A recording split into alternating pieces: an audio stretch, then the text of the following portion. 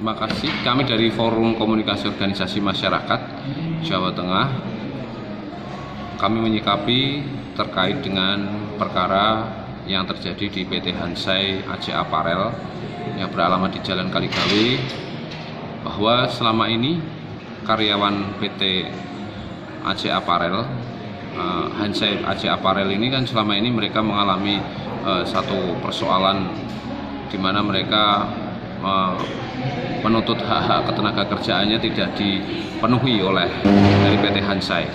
Jadi mereka selama ini tidak mendapatkan pesangon setelah di PHK, kemudian mereka juga tidak mendapatkan hak dari BPJS Ketenagakerjaan, yaitu jaminan hari tuanya.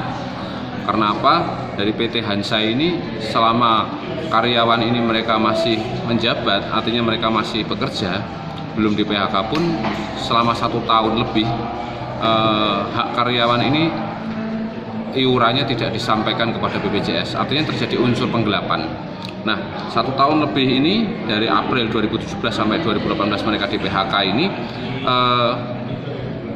si PT Hansai Apparel yang dipimpin oleh Kim Kun-bo dari Korea, yang direkturnya dari orang Korea ini, artinya dari PMA, penanam modal asing, mereka telah melakukan unsur yang kami bisa bilang bahwa ini terjadi penggelapan atau 372 dan 374. Dan dengan persoalan ini kami selaku yang mendampingi dari para mantan karyawan PT Hansai AC Apparel, kami melakukan laporan ke Polda Jawa Tengah untuk mengusut perkara ini dan meminta keadilan kepada Polda Jawa Tengah agar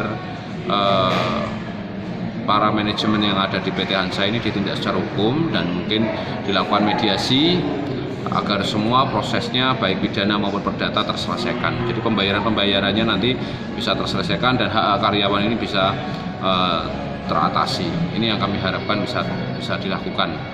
Kami dari Forkoma sudah melakukan upaya mediasi juga kepada karyawan untuk ke BPJS yang harusnya tidak bisa dicairkan JHT-nya, tetapi dengan mediasi dari Forkomas akhirnya bisa dilakukan pencairan dan akhirnya dinonaktifkan kepesertaan BPJS-nya karena tunggaan dari PT Hansai yang tidak membayar tadi.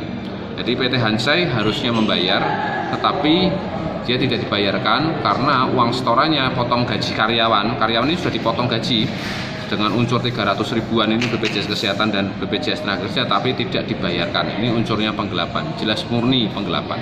Jadi itu saja kami harapkan tadi diterima di Polda, dan kami tadi juga komunikasi ada dari Intelkam yang diwakili Pak AKBP Fahrudin tadi membantu proses kami untuk laporan, dan semoga ini semuanya nanti akan dilidik dan nantinya kami dipanggil semua keterangan saksi-saksi dan semuanya unsur yang terlibat bisa diproses hukum.